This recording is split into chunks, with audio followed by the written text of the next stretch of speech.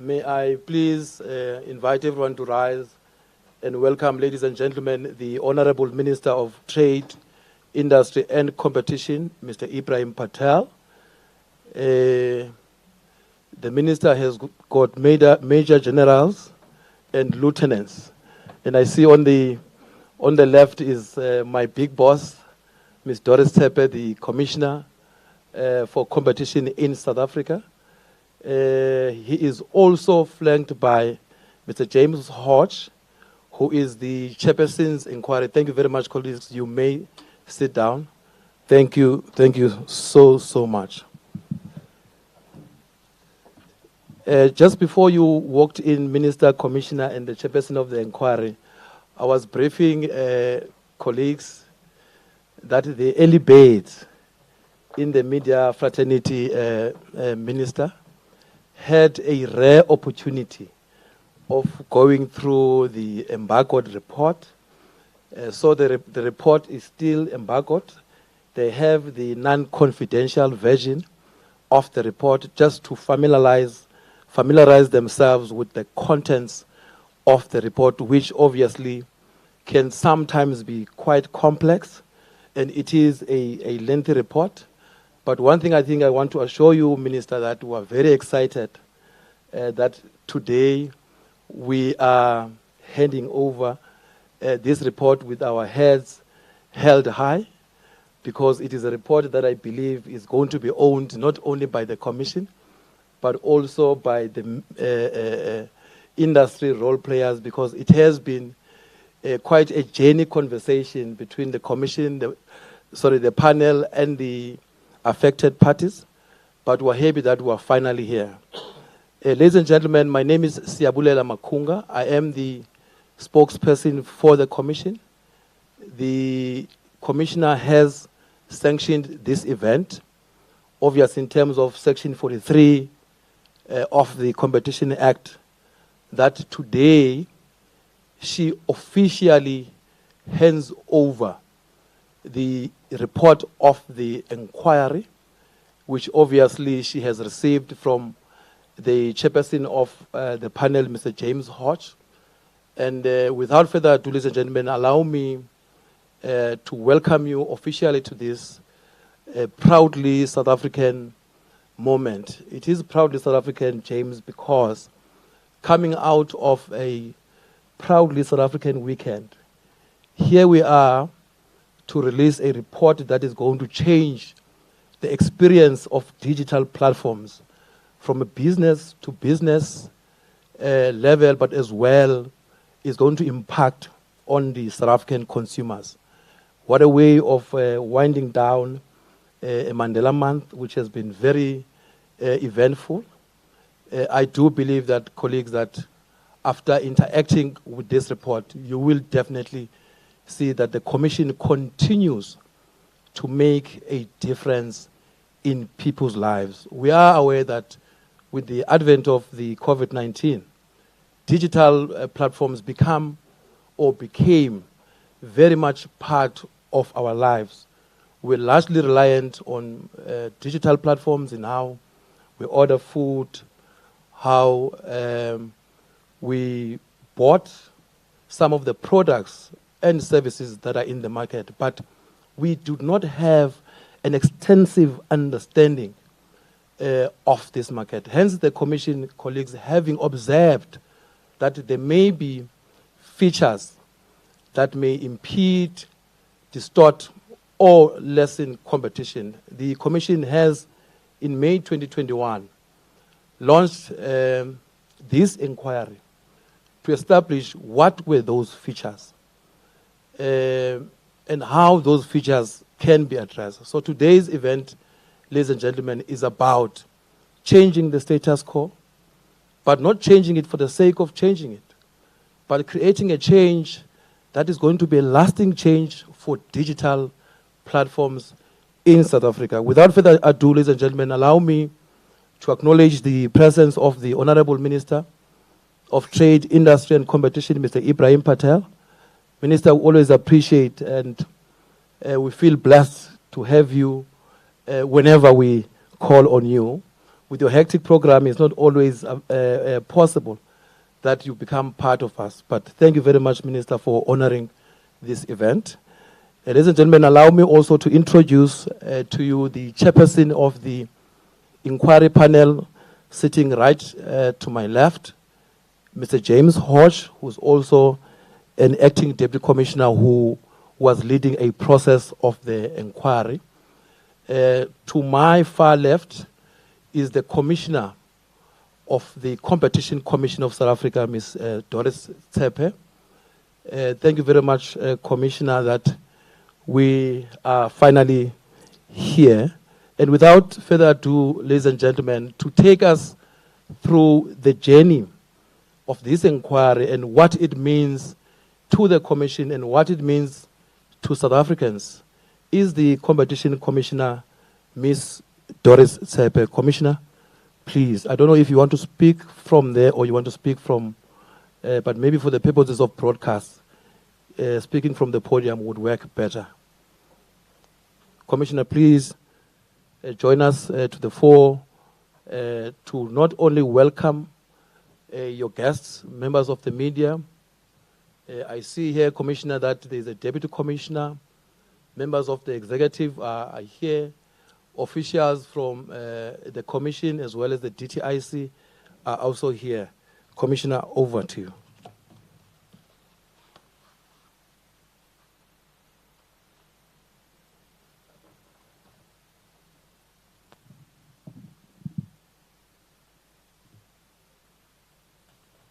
The Minister of Trade, Industry and Competition, Honorable Minister Ibrahim Patel, members of the press, the chairperson of the online intermediation platform Market Inquiry, Mr. James Hodge, my deputy commissioners, others, Mr. Hadin Rachisusu and Mr. Bukosiba Akema Jenge, and other members of EXCO of the Commission, the DTIC members, in particular Ms. Tanya van Millis, who is here, and your other members.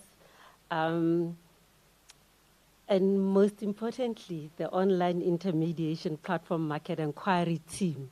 I wish to take this opportunity to welcome you all. It is indeed a great pleasure and honor for me to be here. As you know, it is a momentous occasion for us because today the Competition Commission Minister is publishing the online intermediation platform Market Inquiry report and will be handing over this report to you as required in terms of the Competition Act. You may all recall that the inquiry commenced in May 2021. The inquiry is intended to focus on the platforms that facilitate transaction between businesses and consumers for the sale of goods and services. Its scope, as you will hear when James speak of the findings and the remedy, its scope was quite vast.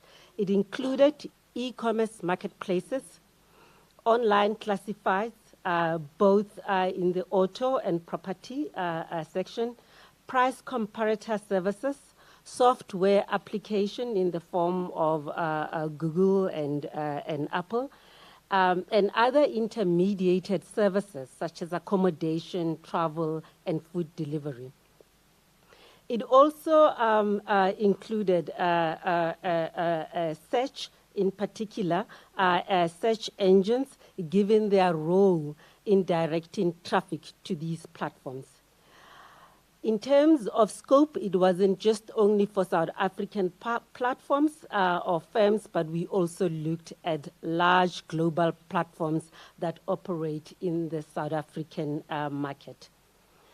As I said, the completion of this market inquiry is a momentous occasion, not only in itself, but also because this is the first market inquiry that we have undertaken as the Competition Commission in terms of the amended Act that came into effect in 2019. But it's also the first to delve into the increasingly important digital economy. I just thought it would be quite useful for me to just remind us of what market inquiries generally are and what we intend to do with them as a tool that was introduced into the Competition Act. You will all remember that it is different as a tool to the usual enforcement activities of the Commission.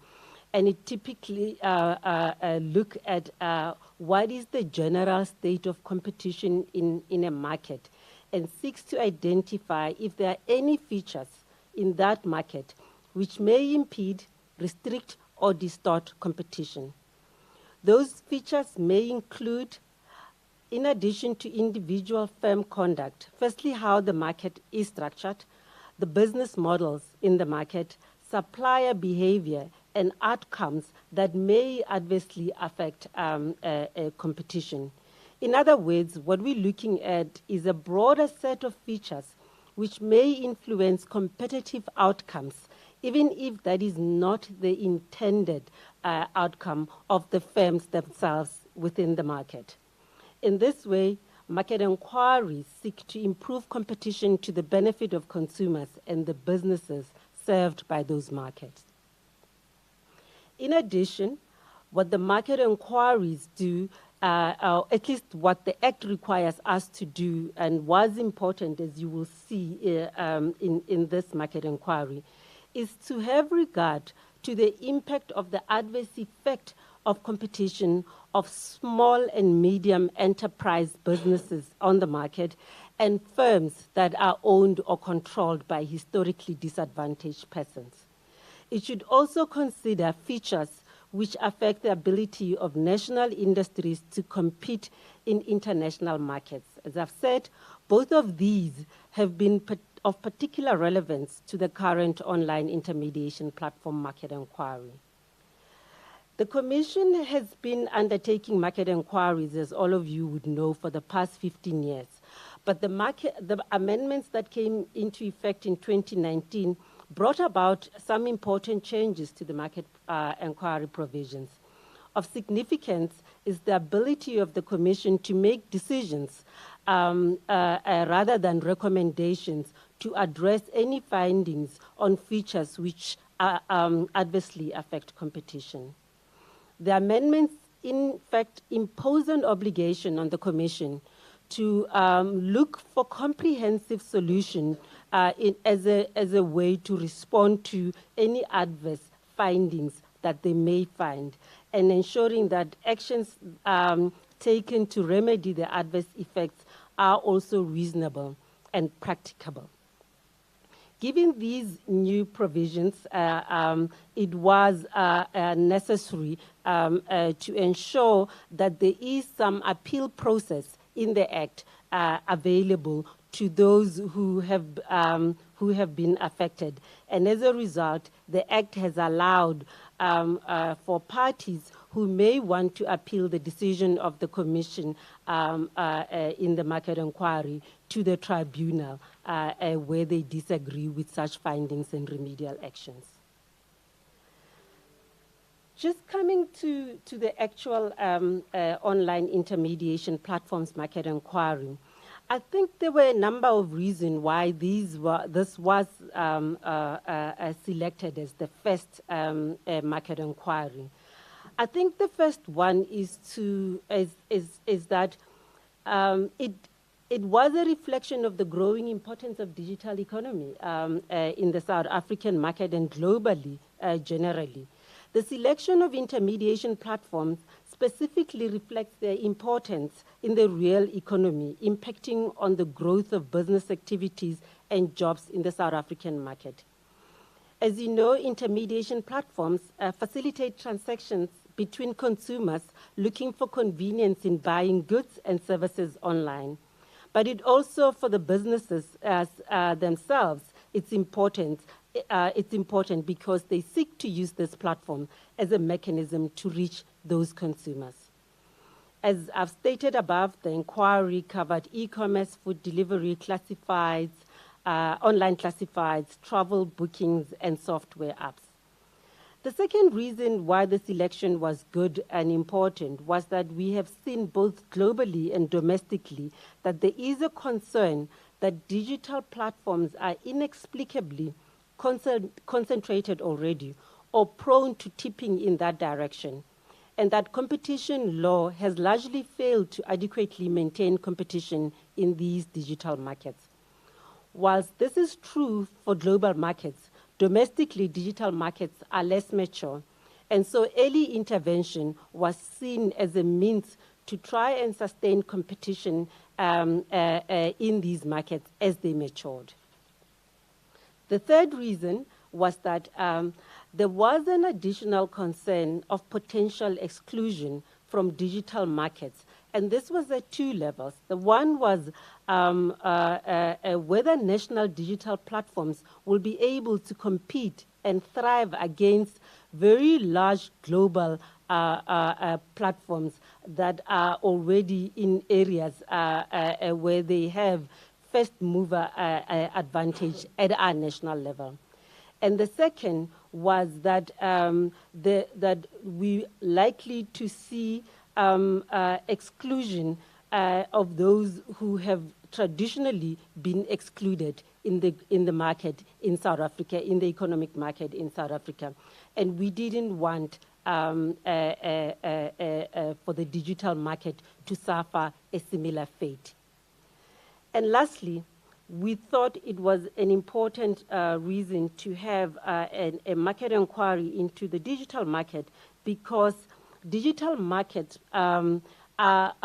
because of the combination of market features such as network effects and business model alongside conduct of platforms are likely to lead to adverse effect on competition. And therefore, a market inquiry is better placed as a tool to investigate and address this ecosystem and market features, and to determine comprehensive rather than piecemeal remedies that will enhance competition.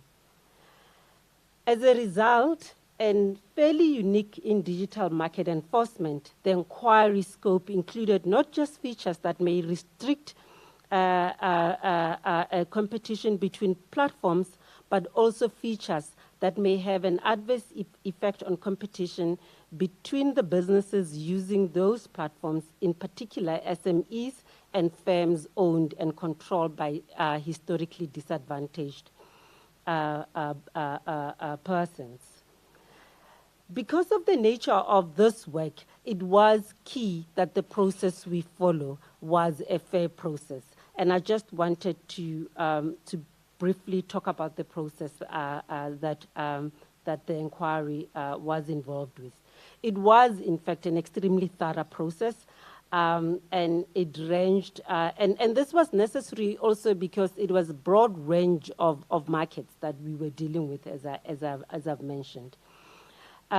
This process included a number of rounds of extensive information requests from platforms operating in these areas, along with submissions on statement of issues, a survey of businesses using these platforms, and this was followed by public hearings which were held in November 2021.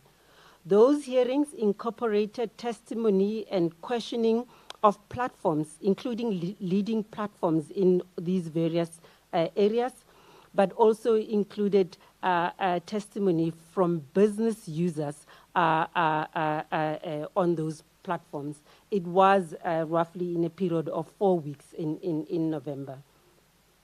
What followed was further information requests, and then also submissions of expert and legal reports from various platform and stakeholders.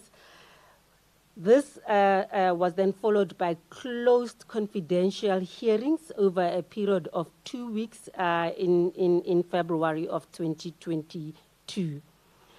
The inquiry team then processed all this information, all the testimony and the evidence, and released in July 2022 a very impressive provisional report. The provisional report put out our preliminary views of the findings based on the evidence that was provided through submissions and collected during the hearing, and included potential remedial actions that may address those findings.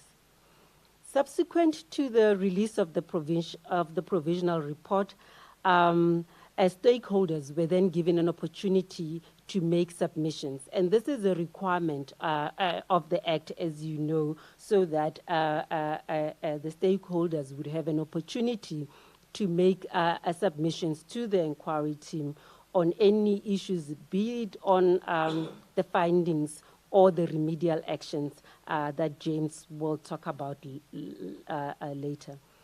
Furthermore, the inquiry team continued to actively and extensively engage all those stakeholders beyond those submissions that we had received.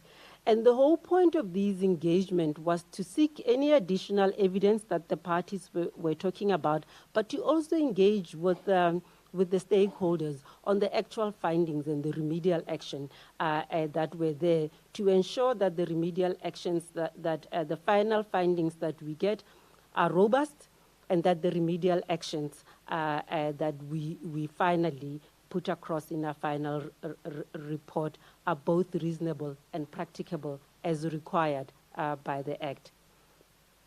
Obviously, this necessitated a lengthier process than that which we had initially anticipated, but it has resulted in sound findings and appropriate remedial action. And this is reflected in a number of ways, and one of those was that you would have seen, if you went through the provisional findings or the provisional report, you would see in the final report that some of those findings have been dropped, or some of the remedial actions have been altered where necessary following engagement with stakeholders. In closing, Minister, I just wanted to remind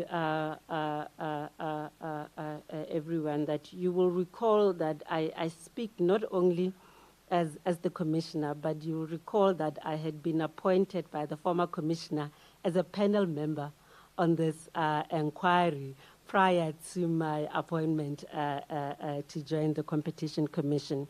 And what this did, it was to afford me an opportunity to have a detailed first-hand experience of the work of the inquiry team.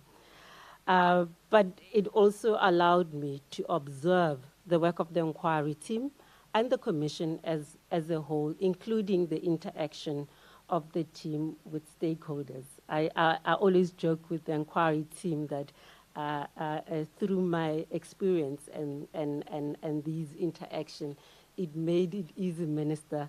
You have them to thank for me to agree to take this difficult task that you have given to me. So yeah, so I do want to, Minister, on behalf of the Competition Commission and the people of South Africa, to thank the inquiry team, which was ably led by Mr. James Hodge, and the two principal leading the technical team, Mr. Itumeleng Lusufi and Dr. Haripasad Govender, the head of the administration, Ms. Nolutando Jokazi, for the very high standard of work done on this inquiry and in bringing it to a successful conclusion. I think we need to give them a round of applause. I do think it's appropriate to congratulate them, because in this work, what they've done is they've pushed boundaries, and they have been trailblazers in this area that has not been looked at, even globally. Not only have they been the first to navigate the operation of an inquiry under the new legislation, but have also had to consider the evolution and business model of digital markets in a developing country context. There has been considerable interest in their work domestically, on the continent, and globally. And this has been an appropriate interest, I believe. The analysis and outcomes of this inquiry will resonate with us for the longest of time, even beyond our borders.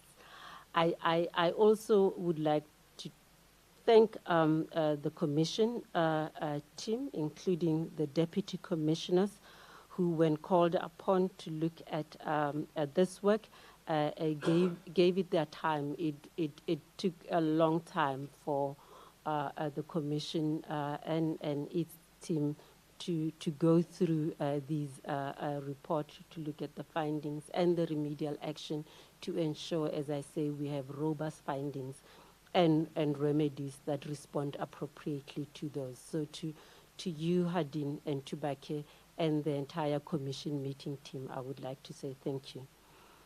Lastly, I would also like to thank many stakeholders for the manner in which they have participated in this inquiry. In particular, I would like to thank those stakeholders that chose to constructively engage with the Commission on these very complex issues, to reflect on the impact of their business models on the business who use them, and on the economy and the consumers generally, and together with the Commission to seek practical and reasonable remedies to try and deal with these findings, even in instances where they did not necessarily agree with the Commission and their findings. So with those few words, Minister, I would like to say thank you. I will now hand over to the inquiry chair, Mr. James Hodge, to take us through the final findings and the resultant remedial action. Thank you, Program Director, and I hand over to James. Thank you, everyone.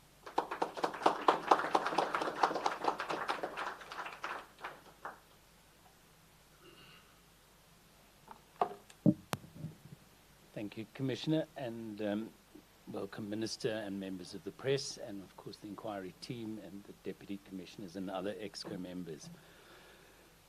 I've got the very difficult task of trying to do some justice to findings and recommendations and remedial actions for what is a vast inquiry. There's probably should have been 5 different inquiries, but as we happen to approach it, it is one.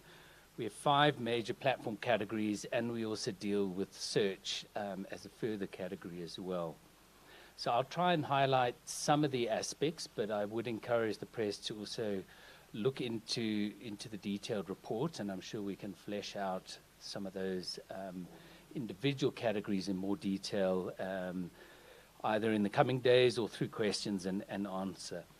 I think the other aspect that's important in an inquiry is actually understanding these markets. And I think it's important for the public to understand the markets as well, because as consumers, we may interact daily with most of these platforms, but we may not understand the back end of what's happening and how our choices may be influenced or impacted. And so certainly I think it's an important part of the process to educate ourselves and the public around these platforms. So whilst the different platform categories are quite diverse, we've got travel, we've got e-commerce, we've got software app stores, there are a number of features that are common across them that bring them together and may offer an analytical framework that may understand our remedies and also our findings. So the first, I think, is that online is distinguished from many other channels for business and sales of these services and goods, simply by the convenience it offers to consumers, and all of you would know that. Your ability to search, select, and transact any time in the day across a wide variety of businesses is what attracts consumers to these. And for businesses, it's a chance to reach national consumers and even international consumers as well through a single platform and the technical infrastructure to achieve that. And that's why they're becoming important, and that's why they are displacing some of the traditional business as well.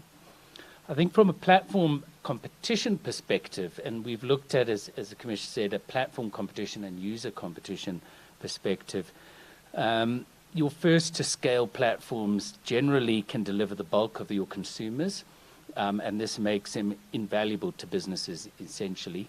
and businesses become dependent on them if they are to reach customers in the online world. And this allows those platforms to extract more funds and to fund a virtuous cycle of consumer acquisition, often through Google search as your primary sort of entry into the online world for most consumers, and what we call intent-based search.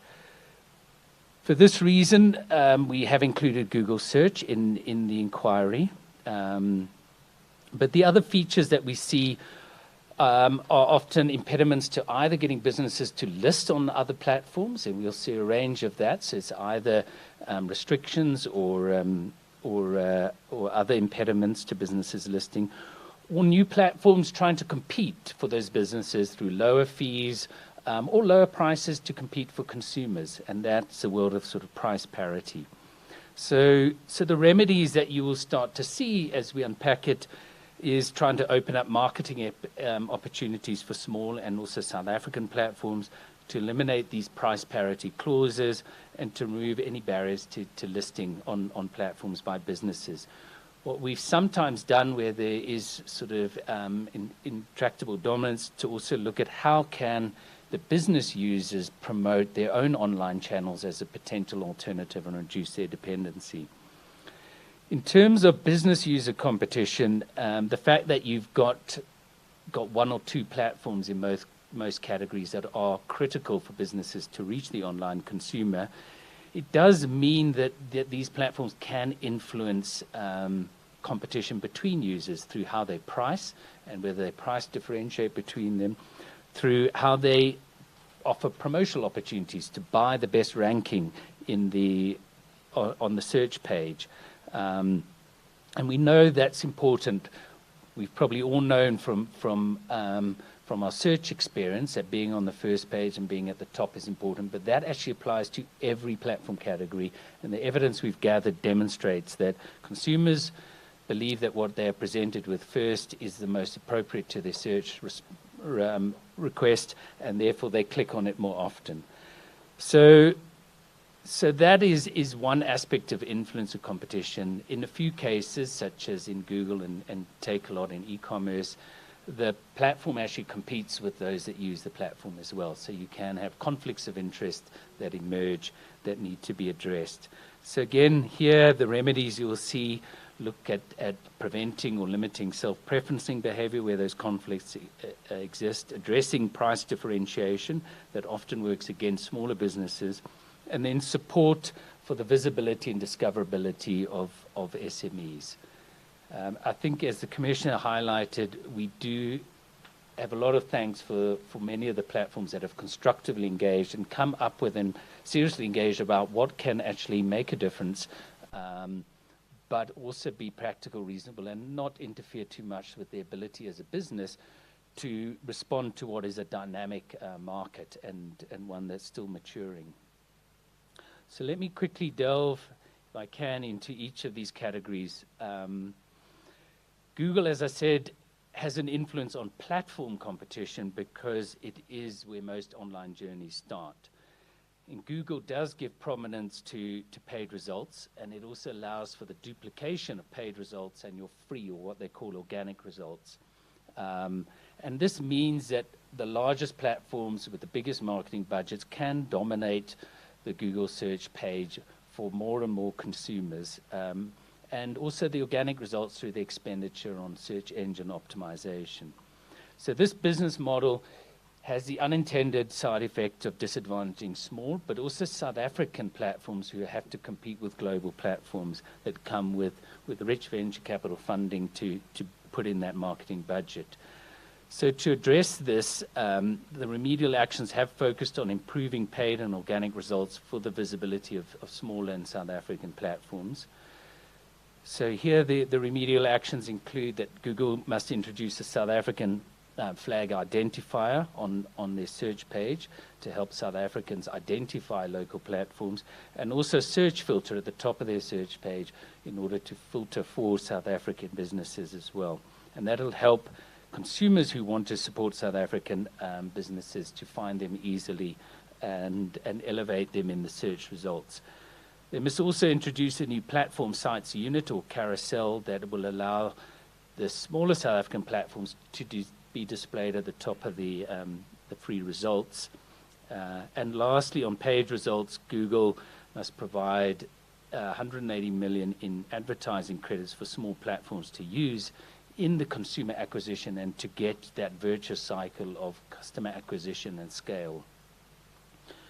In shopping and travel, this is where there is the additional distortion of Google competes with its customers for consumer attention and has an incentive to try and capture some of that traffic itself.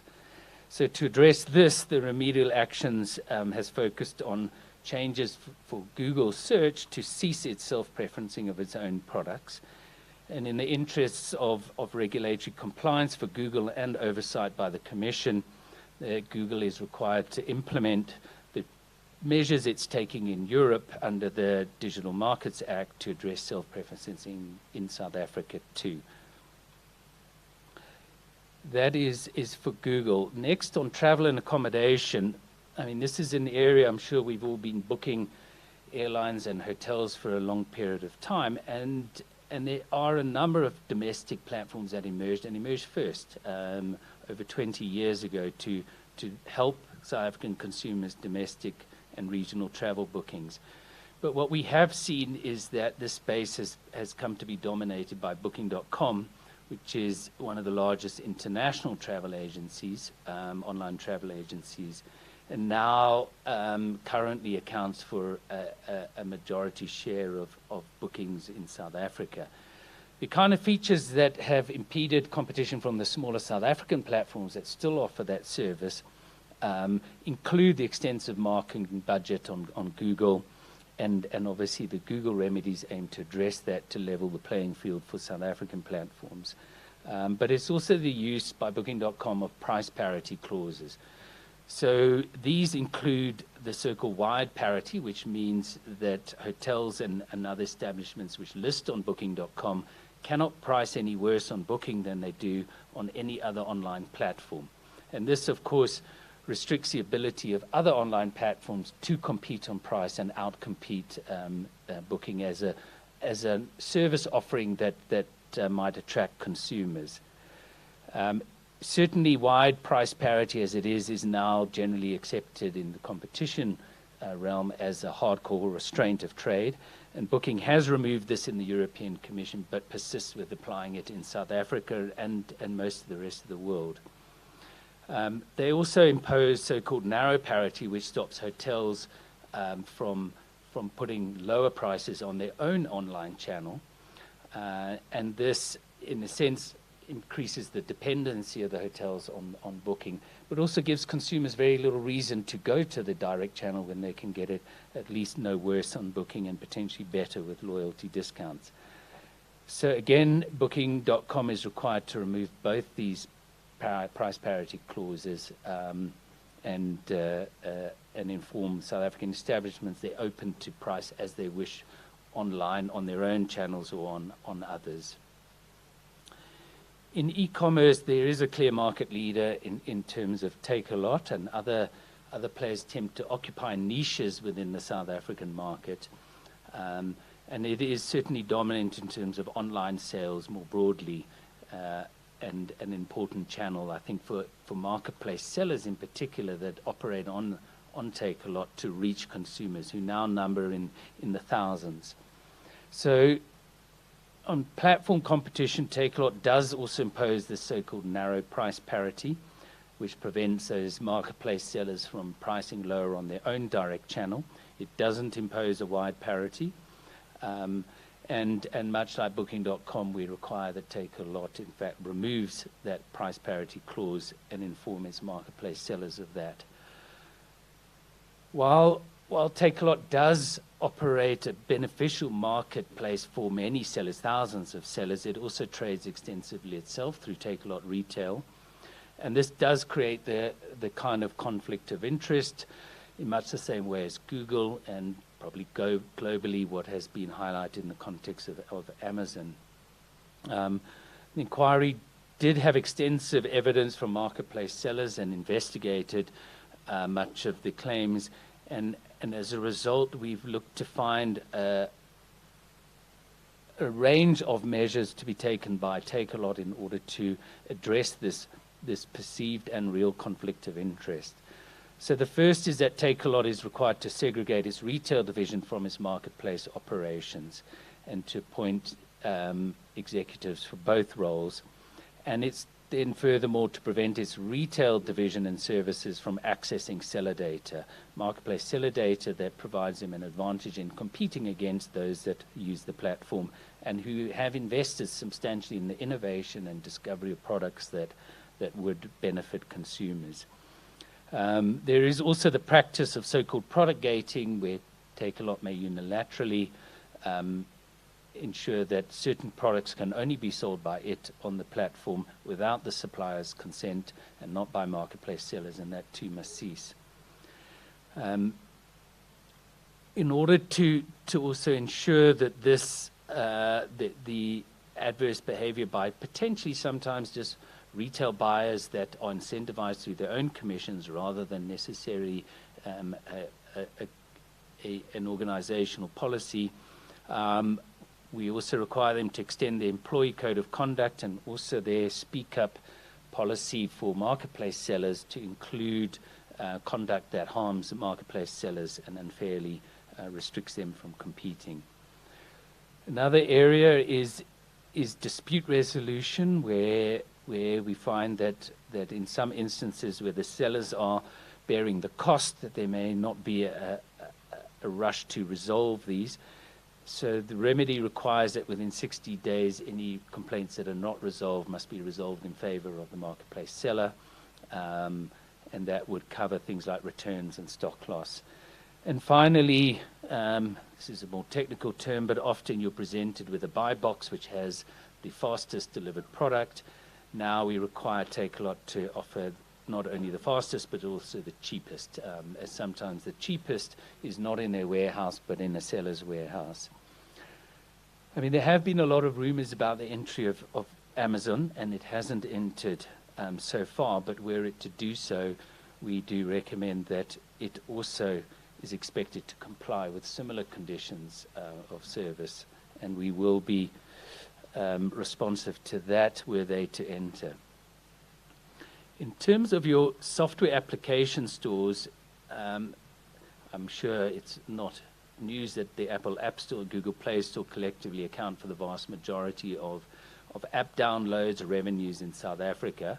Google Play has really achieved this position by being the default on all Android devices, and Apple does not permit any other app store on its own devices.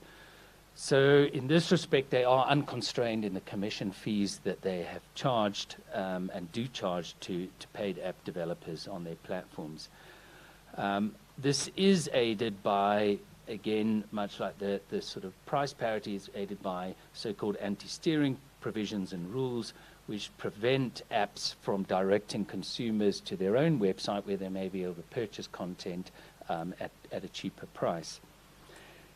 So from that perspective, to remedy this, we do require Google Play and Apple App Stores to stop that anti-steering and remove those rules, and to allow apps to direct consumers from their app to their own website, and to ensure that they can continue to use that content for free on their apps on the devices.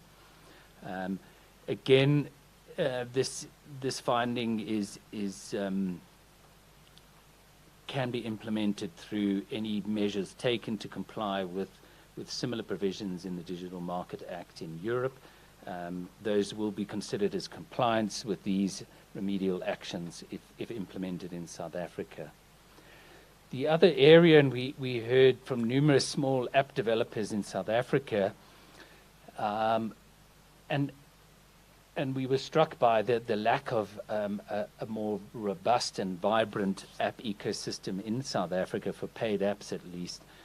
I mean, given that there are millions of apps, literally millions of apps, and probably thousands in any individual category, and it happens to go through 2 app stores, the discoverability and visibility of these app stores is essential if apps are going to actually get traction in the market and compete effectively. And that discoverability happens through two ways. One is the curation of apps, so your editor's choice and those sort of things. And the other is paid search, which are becoming a growing share of the revenue generated by these app stores. But neither Google nor Apple offer a South African curation, despite the revenues they earn in these in our country. And these are done at either a continental or global level only. And so local apps that might be relevant to local consumers are not necessarily curated and promoted in that way. And then because of the single platforms, the role of adverts means that large global apps are more likely to push out the visibility of South African apps. So to address this, Google and Apple must provide a South African specific curation in amongst all their other curations, and provide advertising credits for a period of time to assist South African app developers get more visibility and overcome those barriers. The last two areas, one is online classifieds. I think for anyone wanting to buy a house, rent an apartment, or buy a car, online classifieds are now the go-to place. And in those, probably in in property is Property 24 and private property that are the leading platforms, and in automotive it's Autotrader and Cars.coza. So we found no impediments to platform competition in automotive, but in property, in contrast, there are a number which have prevented other smaller innovative players entering and expanding and bringing competition, which might bring down fees for the business users and bring innovations to consumers.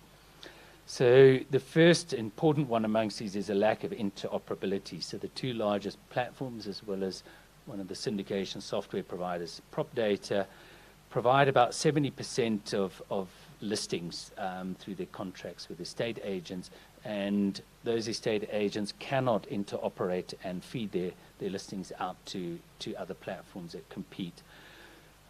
So the remedy to address this is to, in fact, ensure that interoperability is provided at no fee within a period of time that's technically feasible to put that in place. The second is there are efforts that lock in the spend on these two platforms. So for Property 24, they have multi-year contracts that keep people locked in for 5 years. And to remedy that, the inquiry requires them to immediately put an end to those multi-year contracts. With private property, although it doesn't have the same market position as Property 24, it has managed to lock in basically through the fact that the estate agents and the largest national estate agents have invested in private property, and that locks them into that platform. And the same estate agents that run the regional, the industry body Rebossa, that is used to actively promote beyond those to smaller agencies the preference for private property as a partner. So in respect to private property, the inquiry requires the estate agents to divest from private property. Rebossa has already, as a result of this inquiry, notified its members that it's no longer endorsing private property solely as the preferred option. The other feature of property and automotive classifiers is extensive price discrimination based on volume. And these differences are not based on cost at all, but relative bargaining power. And the difference in pricing can be astounding. Sometimes SMEs paying 4 or 5 times what the larger estate agencies or automotive groups get charged on the platforms. And this does distort competition because the evidence quite clearly shows that when your marketing budget is gobbled up by high prices, you are less able to promote on the platforms to get the best positions in ranking or get a standout listing, but also your ability to market on many platforms is also reduced. Certainly given that all of them are exercising this. So to remedy this, Property 24, an auto trader must provide a small independent business package where your cost per listing is within 10% of all the larger users on their rate card. And Cars.co is to adjust the pricing of its current entry packages also to within 10% of all the larger. Lastly, in food delivery, again, as consumers, we're well aware Uber Eats and Mr. D are the leading platforms. Bolt Food is another national operator with an international link. And it has emerged recently, but has a small share. And then during COVID, given the coverage gap of the two largest platforms, a lot of local delivery platforms emerged in the areas such as townships and small towns that were not serviced by the large players and offered an important service to customers and an opportunity for local entrepreneurs who had to overcome many challenges, in fact, to operate in those sort of markets, which are different to the easy, leafy suburbs mapped by Google.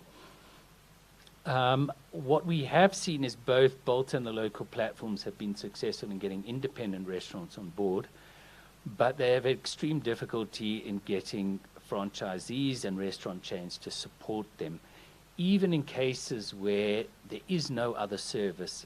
And this occurs in some respects because some restaurant chains expressly prohibit their franchisees from selecting what may be in their best interest, local delivery options or Bolt. To address this, the national restaurant chains are prohibited from imposing those restrictions or dictating the choice of food delivery platforms by their franchisees. This does not preclude, though, them setting some minimum standards that are at least not exclusionary in nature, and also negotiating centrally if they so wish to do. The other feature, much like classifieds in delivery, is that there are substantially lower commissions charged by the local delivery platforms and Bolt, and that gives an opportunity for them to have restaurants on board who put less of a menu surcharge and offer cheaper everyday prices on menu items to consumers. And this is in contrast to the business model of the national platforms, which seek to have big promotional and occasional good prices, but charge higher commissions to fund those promotional activity.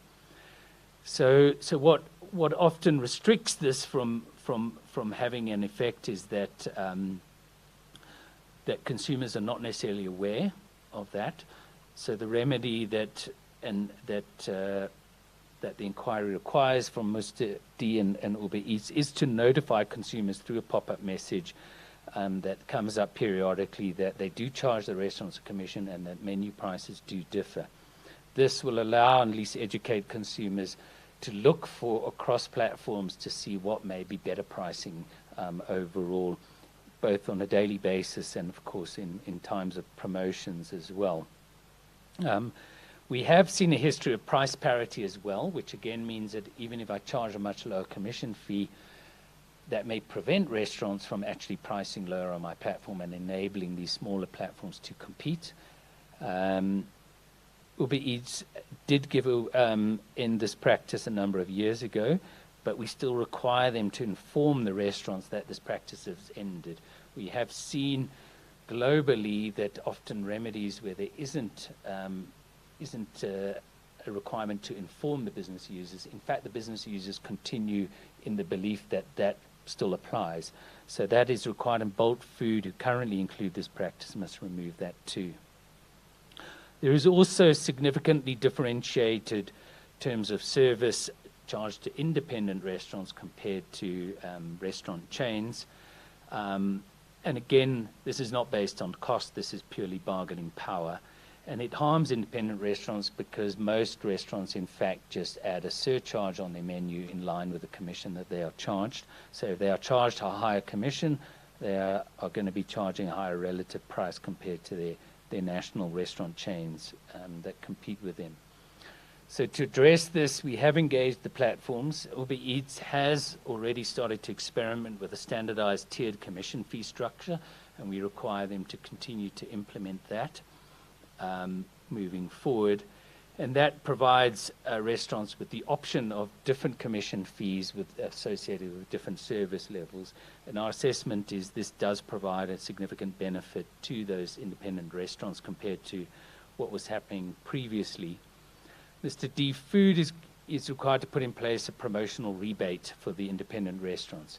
We had noticed that that the national chains, restaurant chains, are able to trade off commission fee for marketing commitments. This effectively provides that same benefit to independent restaurants and an ability to bring down their fee materially as well.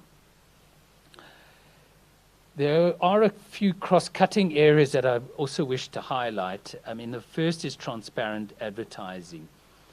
So certainly you will notice that often on global platforms, if someone has paid for a position at the top of the page, it will be marked by an ad or promoted or sponsored label. And that's not really the case with most local platforms as well. And the Advertising Regulatory Board has moved on this in consultation with the inquiry in order to change their code of conduct to require that those features where you pay for a position or pay for a ranking boost is classified as advertising and must be transparent to consumers. This is also important for consumers because it enables them to make informed choices. As I said, consumers believe that what is presented first is most relevant to their search query. If it's an advert, they should be aware of that. That doesn't stop them necessarily clicking on it, but it does inform them, and that can affect competition. The inquiry on top of that requires that these local platforms put in that change, as the Advertising Regulatory Board is a voluntary organization, and most of these platforms are not part of it. So we still feel the need to impose that. The other is around the historically disadvantaged persons. And the inquiry has identified, and this is fairly consistent across both platform level and at the business user level, that Black South Africans face additional barriers to competing in these digital markets. And it's marked how limited their representation is as platforms and entrepreneurs, but also as business users on these platforms. And the public hearings did engage extensively with, for instance, local delivery platforms that have faced these challenges. Many have tried to overcome it, but it's clear that these challenges exist. So at a platform level, what is apparent is that in venture capital, at the early stage, you need angel investor, which depends on your family, friends, network, and as a result of apartheid, the lack of wealth accumulation means that Black South Africans don't have that same privilege as their white counterparts, and that does result in exclusion. So this is a barrier to even startup level. The venture capital industry, once it takes over at what they call a post-revenue stage, it does not necessarily support Black South Africans in business, as there are no mandates and support in the venture capital industry, or it's limited. So to remedy this, the inquiry recommends that the DTIC minister put in place a startup fund to provide this venture capital finance, and also some of the incubators and accelerators for historically disadvantaged entrepreneurs to enable them to participate in this in this digital economy that's growing so rapidly. We think that this is probably best done through funding the venture capital industry on a first-loss basis, as this will crowd in additional private capital and make the public funding go much further. And whilst we haven't made a specific recommendation to institutional funders, private institutional and corporate funders, we would challenge them to do the same and to look at this quite seriously. At a business user level, the digital platforms onboarding and visibility promotion does favor established businesses. So, for instance, we see in e-commerce that the larger, more established businesses are given priority in onboarding. We see in areas like classifieds and travel, the business models really focus on previously privileged areas where those industries are more vibrant, and to the detriment of ignoring black communities and entrepreneurs. So to address this, we have suggested to leading platforms that they put up a particular program for historically disadvantaged persons that looks at the onboarding, but also promotion of visibility, discoverability on their platform. And what you will see across all the categories are quite bespoke different programs, and they're a result of the fact that we have based this largely on the proposals coming from the platforms themselves. And I must again commend the platforms for recognizing the inequity in the digital economy and looking to find ways to address that. We do think that's also to their benefit because it'll draw in a bigger set of businesses and activity as well. But we have also included a recommendation that the many SME support programs from DTIC and Department of Small Business Development also look to extend funding to assist businesses in onboarding, because sometimes there are investments that need to be made. So maybe just to wrap up, and I apologize for the long shopping list, but there has been extensive engagement and inputs from the platforms, and a lot of what you see is a product of that engagement. And as the Commissioner noted, even in the context where they may not agree with us in terms of the diagnostic. And that's why we're comfortable that the remedies that exist are reasonable and practicable.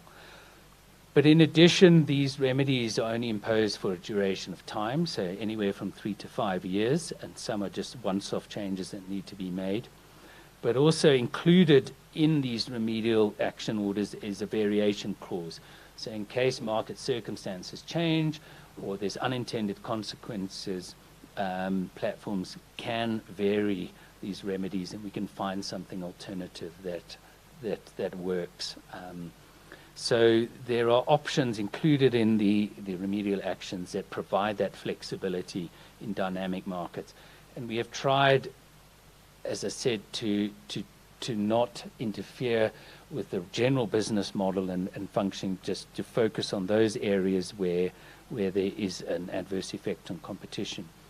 So we hope that through these remedial actions that there will be benefits to the platforms, there will be benefits to the businesses listing on the platforms and to consumers. We would expect greater visibility and opportunity for small South African platforms to acquire customers through Google search that will enable their growth, and greater platform competition as well, both locally and with global rivals. We would expect more intense platform competition in each of these categories where we seek to address barriers to competition, and that should offer the businesses that list on them and consumers more choice, more innovation, and ultimately lower prices for the businesses that use them. And hopefully through the remedies around business user competition, we level the playing field for small business selling through these platforms, including fairer pricing and opportunities for gaining visibility and customer acquisition. And lastly, a more inclusive digital economy, both within a global context with South Africa's participation as providers of platforms and not just users of platforms paying fees to global companies, but also for historically disadvantaged South Africans to share in the rewards of a large growing economy as well. So that is, in summary, the remedies. More detail is in the report, and the annexes to the report, which will be available online, which haven't been printed here, have the actual remedial actions in detailed legal form as well for you to look at. Thank you, Program Director. Thank you very much, James. I do apologize for being unfair to you in terms of time allocation. I have already received a notification from the Minister's office that our allocation by the Minister's office, we have already gone past that. But thank you very much, colleagues, to the two competent speakers from the Commissioner to the Chairperson of the inquiry, James Hodge. I could not have asked for more competent and able speakers when it comes to setting the scene on this report. I think things now are becoming more clearer as to the state of competition in the market, the issues that the Commission has raised based on the broad investigation in a form of this inquiry, the remedial actions, and I do want to abuse the powers that the Commissioner has given to me to say, judging by the level of extensive consultations, including the closed one, James, just towards the wrapping up of the inquiry, we are confident that the Commissioner is going to hand over to the Minister a report we believe is credible, a report we believe is inclusive of the views of the industry, and we are going to do this without prejudice. Ladies and gentlemen, we are out of time. I do wish now to invite back to the podium the Commissioner for Competition in South Africa, Ms. Doris Tsepe, to officially hand over the report. And I believe, colleagues, that this is the moment that you have all been waiting for. Our cameras are getting ready. We are setting up.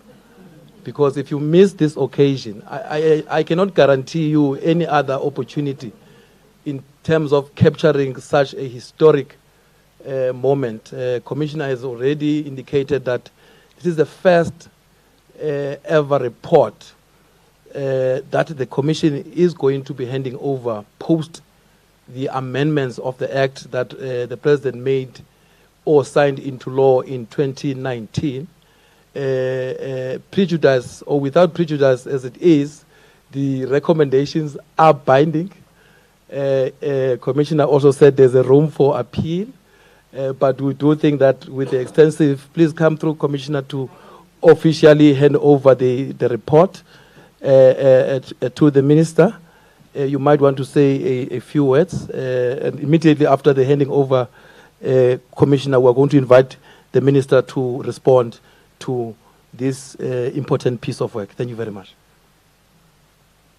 Thank you, Program Director. The few words is I would like to invite the Minister to come. Thank you so much. Ladies and gentlemen, please join us for a photo opportunity. Like I indicated, this is the only time that you are going to be able to think this historic. Maybe we should stand here, James, please join. Oh, Deputy Commissioner, the Commissioner is inviting you to the floor. If you may please stand there, the Honorable Minister. James, do you want to be on this side? Remember, you're an independent board, right? Those are commissioners. This is the executive representing cabinet and the president. Ladies and gentlemen, we are now officially handing over the report to the Honorable Minister. But we do have the Honorable Minister, it's a little bit of a bad cost to say this takes these recommendations to cabinet and say to cabinet that the recommendations that we are putting forward, we do wish to see a policy reform in the space of digital market so as to achieve a more inclusive digital economy. Thank you very much.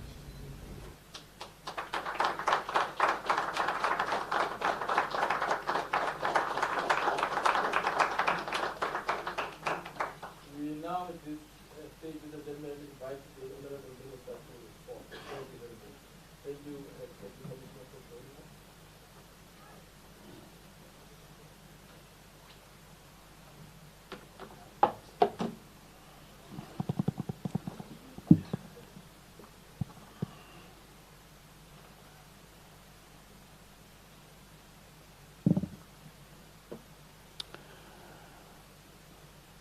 I'd like to start first by greeting and acknowledging the Commissioner of the Competition Commission, Doris Tsepe, and the Deputy Commissioners who are present, staff of the Commission, staff of the department, members of the media. I want to welcome these copies of the Market Inquiry Report of the Competition Commission on Online Intermediation Services. I've been thinking how best to describe the value of the report. I decided that if you use your phone or your laptop or your home computer to buy food or books or stationery or electronic games, or cars and bakkies, or microwave ovens, air fryers, cell phones or televisions, or clothes and beauty products, or gas heaters and solar lights, or you book a hotel, or you get a cooked meal delivered to your home, or you sell or you buy a house, or you use apps for banking, for work, for communication, or for entertainment, or you search for products or services through Google, then this report speaks to you. The report has a number of firsts. It's the first market inquiry report whose findings are released under the leadership of Commissioner Doris Tsepe, and I want to congratulate her for this. It's the first inquiry of its kind to be undertaken by an African country, and indeed by a developing country. And it's the first regulator's report that has identified developing country challenges in online platform markets that it then addresses with remedies. It's the first outcome of a market inquiry under the new legislation passed by Parliament in 2019. The Competition Amendment Act was far-reaching and provides a new legal framework for the competition authorities. In short, the legislation provides that a market inquiry may be conducted to determine whether any feature, including structure and levels of concentration of each relevant market for any goods or services, impedes, distorts, or restricts competition within that market. And so it provides the market inquiry with the powers to make binding findings on firms, make findings on divestiture that require approval by the Competition Tribunal, and in addition, make recommendations on policy to government. The choice of online intermediation services as the focus of the first market inquiry under the new legislation is appropriate. Our world, our economies, our societies are being reshaped by the digital revolution. The new digital markets, hardly known in the 20th century, but now so prominent in the 21st century, has the potential for vast benefits to citizens, producers, and consumers in the ease of trade, the reduction of the cost of transactions, and in facilitating access for SMMEs to markets. But that potential depends on the structure of the new markets and the practices within those markets, which can either realize or undermine that potential. The new platform economies have been characterized by high levels of market concentration, with private companies often playing the role akin to that of a public utility. And in many cases, a single firm or a small number of firms are effective monopolies in particular markets. The practices and outcomes that emerge in these platform economies are not always a deliberate effort to stifle competition, but are in a number of cases a byproduct, requiring measures to address these. So it's not always firms that try to do wrong.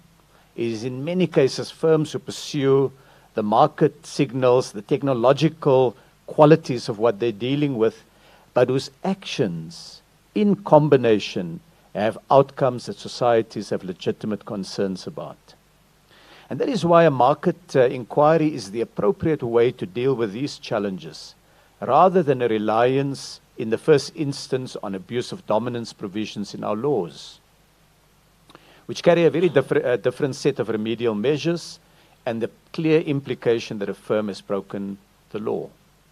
By contrast, the findings of a market inquiry does not presuppose a breach of the law, but instead uses the test of structure, impact, and outcomes as key prisms through which to look at a market. Across the world, governments are grappling with the need for a new policy framework appropriate to these new sectors. The challenge we all face is how to retain the dynamic benefits of competition in network industries that are often predisposed to concentration and monopoly. These sectors are also distinguished by unusual investor practices, with lengthy periods of loss-making that secure a large customer base, followed by the rolling out of more services that monetize that customer base, with impacts on competition. Given the ease of providing the business model in different markets, of rolling it out elsewhere, we have also seen the investment and spending firepower that leading global players can bring to local markets, displacing small local players. In the European Union, governments have responded with legislation and regulation. In the United States, there is now a concerted attempt by the competition authorities to develop a new theory of harm through actions through the courts in cases dealing with large digital economy corporations. The work of Lena Khan, the chair of the Federal Trade Commission, on the Amazon paradox challenged the idea that consumer welfare was a sufficient or indeed principal lens through which competition policy should be viewed. In the South African case, we have used a flexible instrument, one that is open, transparent, and engaging. This report by the Commission is the result of work that has stretched over more than 2 years, with a formal start of the market inquiry in May 2 years ago. It has taken enormous effort, with many formal hearings and bilateral meetings, thousands of pages of submissions, tons of engagements with affected parties, and a report containing numerous findings and remedial actions set out in 119 pages in the confidential version. In fact, in both versions, 119 pages of carefully argued text. 7 markets are covered in the report, and I've classified them a little bit differently, James. The first one is online search. The other one is travel accommodation. The third is e-commerce in the form of shopping for goods and services. The fourth is software apps. The fifth is online car sales. The sixth is online property sales. And the final one is food delivery services. 12 large companies or divisions of companies are identified in this report, where remedial actions are warranted. 6 are global and 6 are local. Challenges are identified in 7 areas, or what I can call market participating entities. First, supplier firms who use platforms. But second, also small supplier firms who use the facilities of large platform firms. So slightly different challenges and issues that have come out. Third, consumers who use platforms to shop. Fourth, local or small platforms who compete with large platform firms. Fifth, platform owners who compete with platform users, namely their own customers. Sixth, historically disadvantaged persons or small new entrants who face the market power of established platform firms. And finally, franchisees who are locked into arrangements by franchisor agreements with platforms. The report and the findings break ground in a new and fast-changing set of industries. Historically, competition law focused strongly on seller power and monopolies, and to an increasing extent on buyer power and monopsonies. This inquiry looked at platform power and how it's reshaping the competitive landscape. James did an excellent summary of the report. And I was trying to keep up as you were trotting through a considerable effort and piece of work that has been put together. The report itself makes findings and identifies remedial actions in most instances. In one instance, it recommends a divestiture in the online property market that will go through the Competition Tribunal. The value of the remedial actions is worth, in the estimate of the Commission, many hundreds of millions of rands annually that will benefit small businesses and platform users and consumers.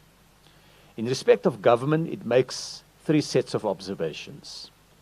First, that in order to develop small, medium, and micro enterprises in digital markets, greater levels of public support will be needed in startup funding, and the report has observations on how to structure the support in order to leverage and influence the mandate of venture capital providers. Second, global platforms, the report says, have the potential of taxation advantages compared to local platforms and may also erode the country's tax base. This matter is being taken up by National Treasury in global discussions around a fairer set of tax practices by multinational corporations.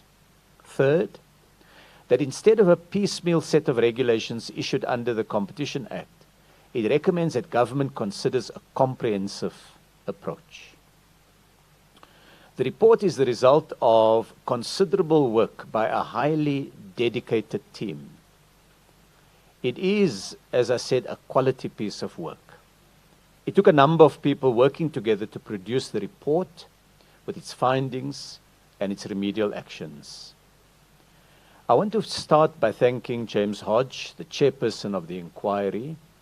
James brought deep insights from his background as a competition economist, but also his knowledge and his insights into the challenges faced by small businesses and historically disadvantaged players in markets in South Africa. And James, you've led a team that has produced really an exceptional report. I'd also like to thank the other member of the panel who moonlights as the competition commissioner, Doris Tsepe. And as Doris said, once she started to snack on the online market inquiry, she developed an appetite for the Competition Commission. And she got into the panel before she was appointed, of course, commissioner. I'd like to appreciate and thank team members who've really worked hard on this. Noluthando Jokazi, Itumeleng Lesofi, and Haripasad Govinda. They were able in turn to rely on a number of other people who contributed to this report.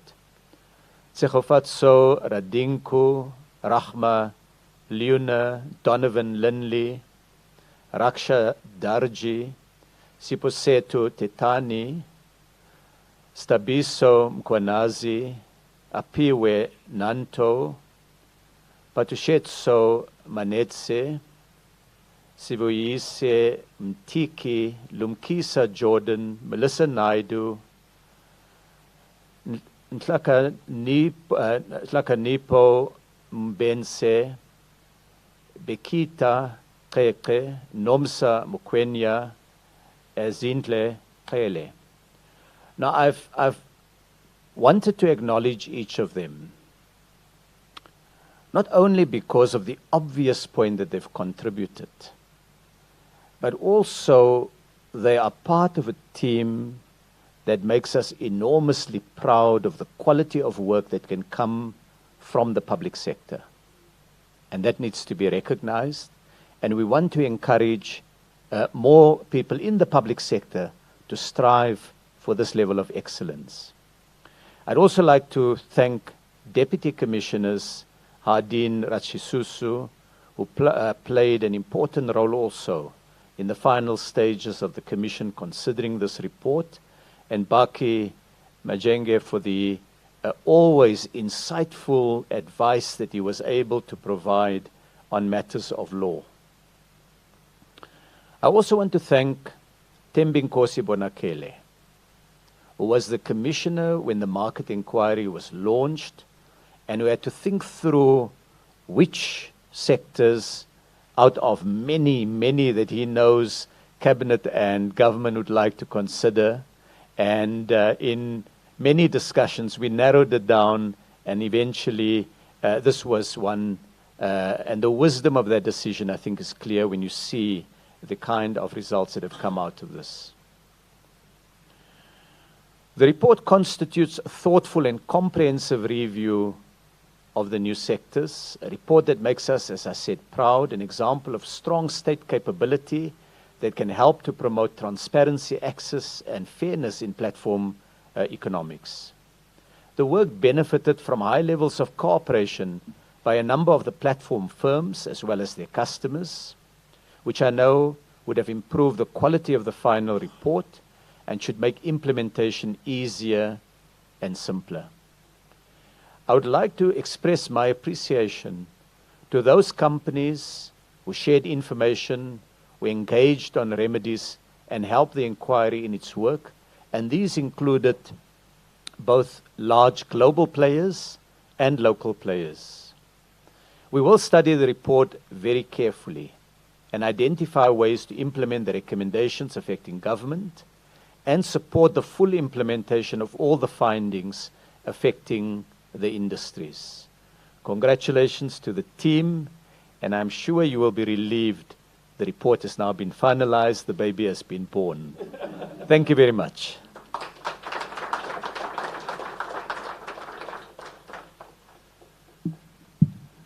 Another round of applause, ladies and gentlemen, for the Honorable Minister of Trade, Industry and Competition. And where does one start, Deputy Commissioner, of saying a word after such an eloquence? The Minister always make our job easier as communicators, for always trying to look for a more simplified version of communicating the message. Thank you very much, Honorable Minister. Ladies and gentlemen, I have time constraints. The Minister is supposed to leave us within an hour. With your permission, Commissioner and the Minister, I wanted us to take a short break because there's been a request from the broadcasters to have a 5-minute interview in the form of a soundbite from the Minister. But at this stage, we're supposed to be doing questions and answers. But I do think that if the Minister is still constrained in terms of time, we can allow him, as we walk him out, to grab that 5-minute with the broadcasters. But if the Minister has got a few minutes, we are happy to open for questions and answers. Thank you very much, Minister. That is very much helpful. Ladies and gentlemen, the Minister has already said that the baby has been born. And the name of that baby is the final report, a credible and reliable report which we have published without prejudice now on our communication platforms. The website, Brasipo is nodding, that is now available on the website. The embargo has now been officially lifted. You may start tweeting. You can start sharing with your colleagues in the editorial news desk. You can start publishing those draft articles that you have been working on for the past 2 hours before the Minister's arrival. Minister, this is a hybrid event. We are joined by the other colleagues online. My colleagues are going to be assisting me with some of the questions that will be coming through the WhatsApp group. We also have got a very good viewership, Commissioner, you would be happy to know, on our YouTube channel. I think this is one of the reports that, in our view, is a report of public interest. You have already made it easier to talk to the implications of this report on our day-to-day lives, Honorable Minister. Ladies and gentlemen, at this stage, I just want to remind you of the rules of engagement. This is an event of the media, meaning we are only allowing the media a few minutes of asking questions from my capable panel. I don't have to overemphasize that. On basically specific issues of interest that you would like addressed by the panel. So what it means, you are going to raise your hand, introduce yourself, the media house that you represent.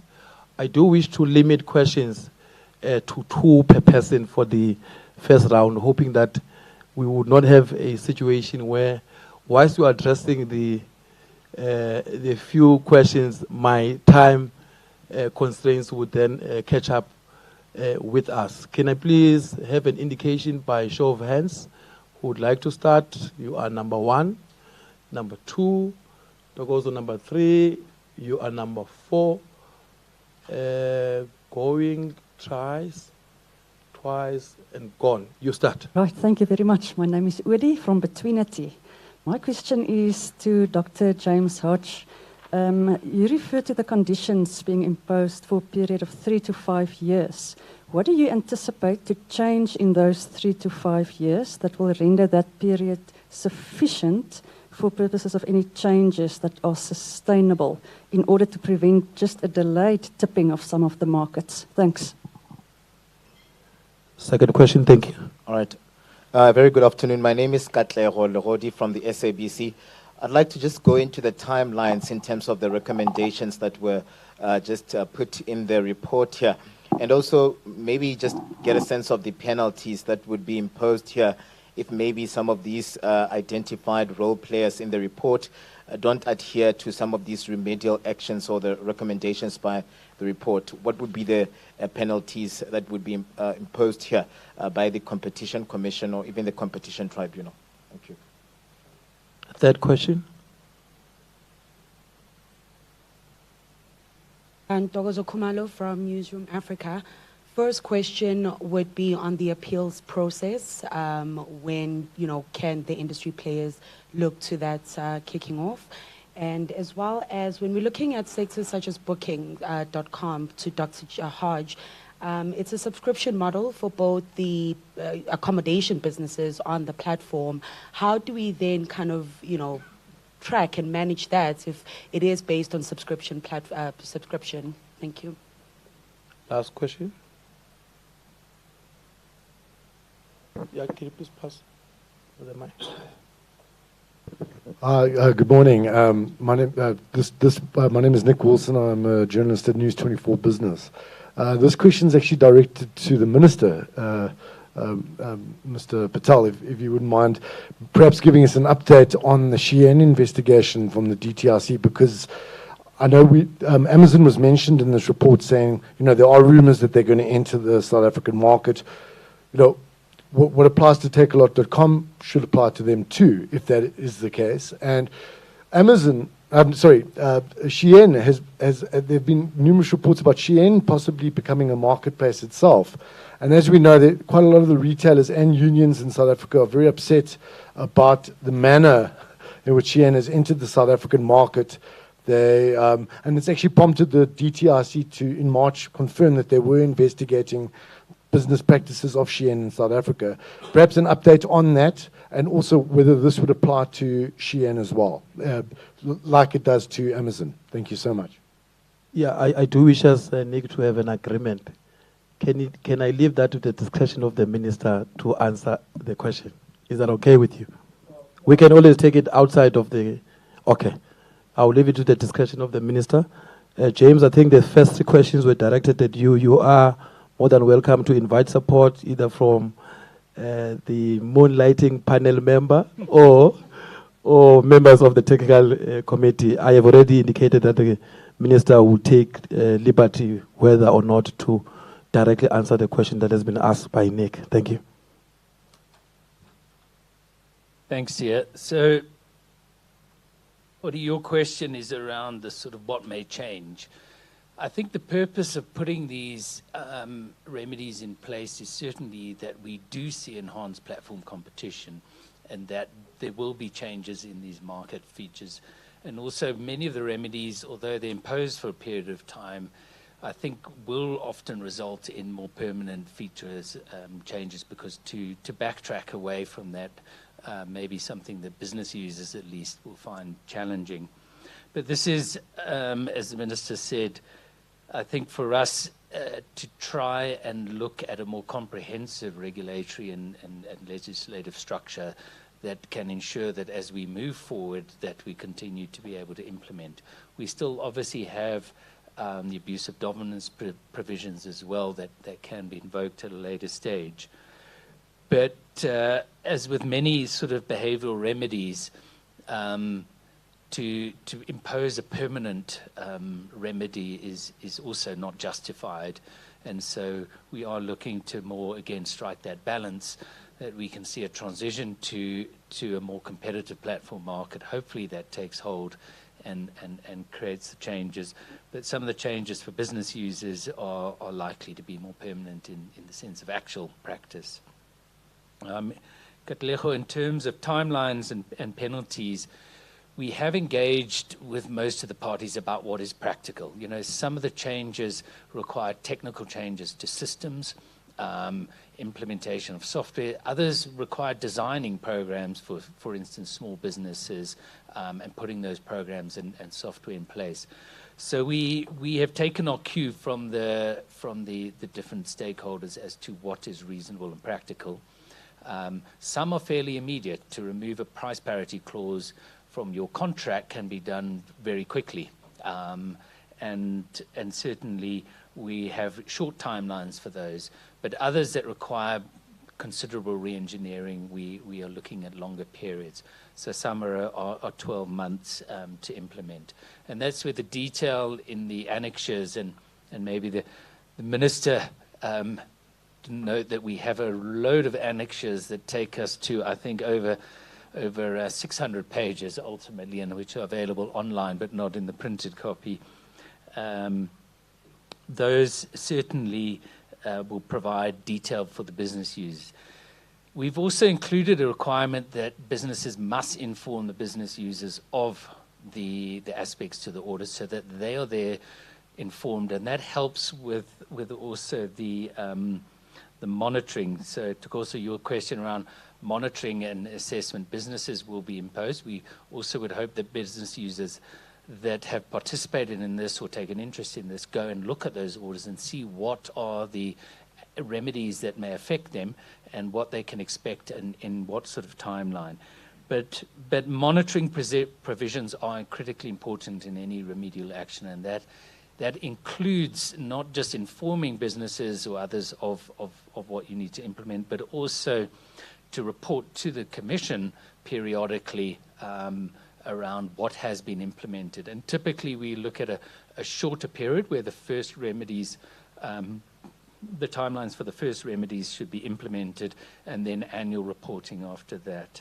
I mean, the Commission, if there isn't compliance, the Commission can certainly look to have these remedies imposed and force compliance from companies. I think at this stage it's premature to talk about penalties.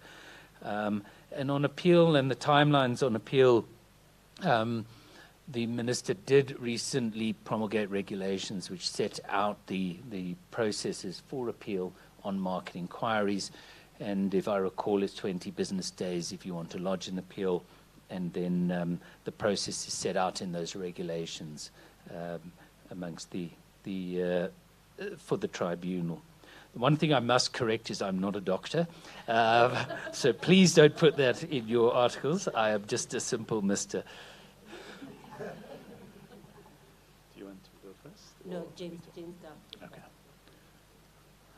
Okay. So if there's any ambiguity in future about your status, I'm going to call you a humble economist. Well, I think Nick asked a very interesting question, and while it is formally outside the scope of the market inquiry, it still raises an interesting question around competition between digital platforms and physical platforms. It's not only that part, but that certainly is raised in it. And for those who may not be familiar with it, there's an online clothing platform called Shine Clothing, which has attracted a lot of attention in many different parts of the world because of concerns about various of its practices. In the case of South Africa, what we've had is the support for the clothing industry has been based on an understanding that clothing production is very labor intensive, that one way of creating jobs in South Africa is to have a trade policy that supports local production with a set of import duties. Those import duties have to be utilized, and all retailers have to abide by them. But in the past, in order to take into account instances where someone may bring in a small quantity, someone buys a specialist wedding dress from abroad, or brings back from travel abroad small quantities of clothing, a lower tariff was set for what was intended to be modest quantities of goods coming in. Cheyenne, of course, is an industrial scale operation, bringing huge quantities of clothing, but packaged in small amounts. And so, as in all legislation and regulations, we find as we implement it that parties utilize it in ways it was not intended. So that's a little bit of the background for those who may not know what Nick was talking about. So the DTIC is looking at the impact of these practices on competition in South Africa, specifically in the context that we have a master plan for the clothing, textile, and footwear industry, that this is an important generator of jobs locally, and an anomaly or loophole in the customs duties is now being utilized on scale. As soon as this has been completed, we will be engaging with parties and making a decision thereafter. So it is being looked at the moment, Nick. Thank you. Thank you very much, Honorable Minister, for taking that question, which obviously is outside of the scope of today's discussion. Now we are familiar with the case, Nick. Thank you very much. Ladies and gentlemen, this is now the last round of questions. I've already indicated that we have got time constraints. Can I please have an indication if there is more questions coming from? I know on WhatsApp there are no questions. My colleagues have already updated me. Katlego, can I please have a mic for Katlego, colleagues? Thanks, yeah. Sorry, Katlego, I take it, colleagues, that's the last question for the day. Oh, Nick. One follow-up, we are going to come back to you. Not on that matter, Nick. I have reservations in deviating the discussion. Can we take it outside, please, Nick? We can arrange. We can arrange.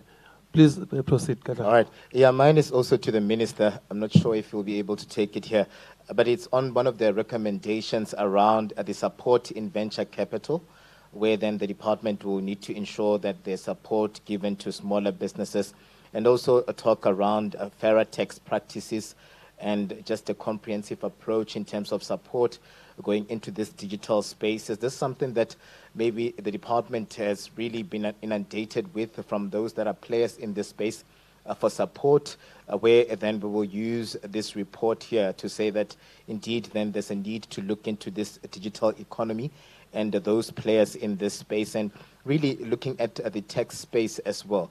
Concerns really, we know very well that there have been concerns around the tech space, especially for big businesses and their responsibilities here. Is this something that maybe we'll see you using this report to ensure that there's compliance also on that end, working with SARS and other entities or departments within government? Thank you. Yeah, thank you, Katlego. Just before the minister responds, there is a question from Loni Prinsloo from the Bloomberg. James, if you may, please address the question. Thanks. Yes, so the question from Loni at Bloomberg was what is meant by the unit that Google has to produce.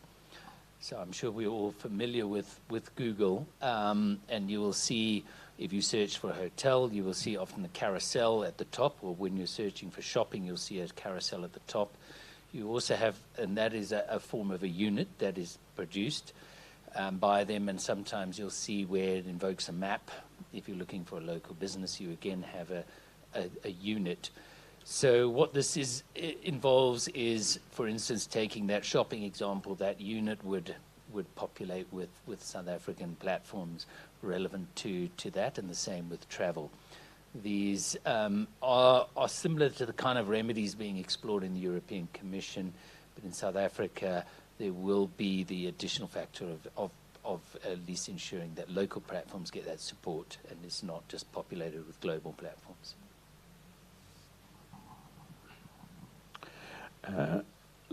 So, Katlego, starting with the tax matter, as I indicated in my remarks, National Treasury is dealing with it. There has been discussions by a number of countries globally to deal with the tax practices of multinational corporations.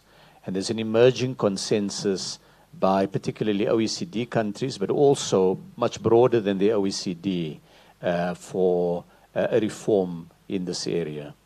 Now, I have many problems in my portfolio. I don't also want to take on the problems of Minister Godongwana, so I have deftly moved the matter to him to deal with. So National Treasury will then drive the process. We were alert to the problem before the market inquiry findings, because it's not limited only, the overall problem is not limited only to online platforms, intermediation platforms, but obviously what the work of the Commission has done is provided National Treasury with additional insights and additional information. And that's the important role of the Commission, that it helps to provide information to all of government. And so whilst I would typically be its most avid reader of its documents, many of my colleagues have been, shall I say, studious in their reading of the market concentration report, for example. So I make that comment really to emphasize that what a market inquiry does, it provides information to the DTIC, but also to all of government. On the matter of venture capital funds and the broader issue of support, I'd start off by saying that the DTIC already has at the moment some funding arrangement. We've got this program that we call the SPII program, which is it's a program, a support program for industrial innovation that can be used to try to build capabilities of small businesses and medium-sized businesses in online platforms. But what the Commission has done, it's pointed to the need for scale. It's engaged with the National Empowerment Fund, which is one of the agencies of the DTIC. It's also recognized that there are already arrangements that the IDC, the Industrial Development Corporation, is partnering in. But if South Africa is going to make a serious inroad in this very important set of new activities out there in the economy, digital markets, then we've got to be able to scale it up. I think it's a good observation. I support that observation, and it's something that we as the DTIC will be taking forward. Thank you very much, Honorable Minister. Ladies and gentlemen, that brings us to the end of this momentous occasion. And maybe before the Minister leaves us, we do wish to assure the Minister that this is a flagship baby that we want to take care of. And one of the things that we want to do as the Commission is to make sure that we have an ongoing engagement sessions with our stakeholder community in a form of business fora, the labor unions, community-based organizations, just to ensure that the message does not end here. And the chairperson of the inquiry and the commissioner have made an undertaking that, where possible, they will be available to make sure that those interactions do take place. Ladies and gentlemen, we have made provisions for one-on-ones interviews. You can speak to me. I'm assisted by Prasipho Ngwema and Bongani. I don't know if Bongani is here, Bongani Lukele, but we've already made a special request to the Honorable Minister to give us a 5-minute interview for all the broadcasters in the main who wanted to do a live crossing. Thank you very much. And at this stage, may I please invite you to please rise as we see the Minister out of the small building. Thank you.